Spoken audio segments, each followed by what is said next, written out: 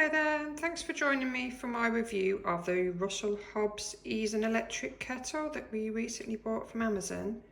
Our last kettle broke, hence we were trying to find a nice stylish alternative. I really liked this because it's got like line shaping around the edges that catch the light. It's really attractive kettle. I know that's a strange thing to say for a kettle, but yeah, and it had good reviews, so we ordered it and I really like it.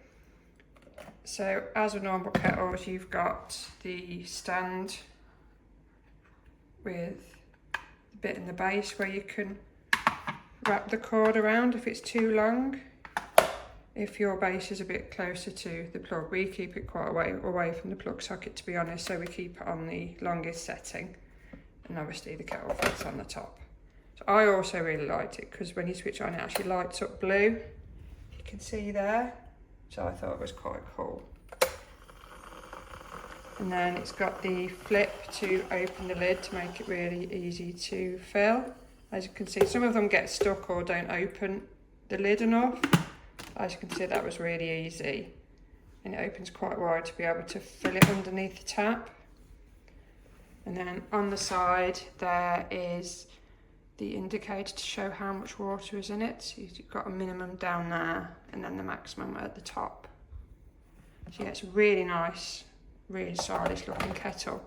So what I'm going to do now, I'm just going to time it on my iPad, how long it takes to boil with a minimum amount of water in. So bear with me and I'll be back in a minute.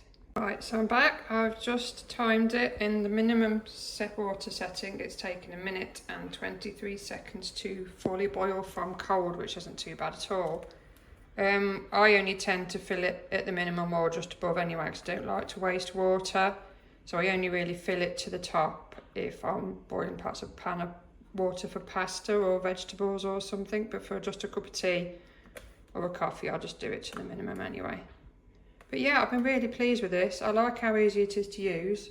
See, our last kettle, we had to keep pushing that down because it kept not pushing down. So this does it really easily. And obviously I've shown you how easy that is to open. It's not stiff or anything at all. So yeah, I would definitely recommend this kettle to anybody that needs one and wants a stylish addition to the kitchen. Thank you very much for watching.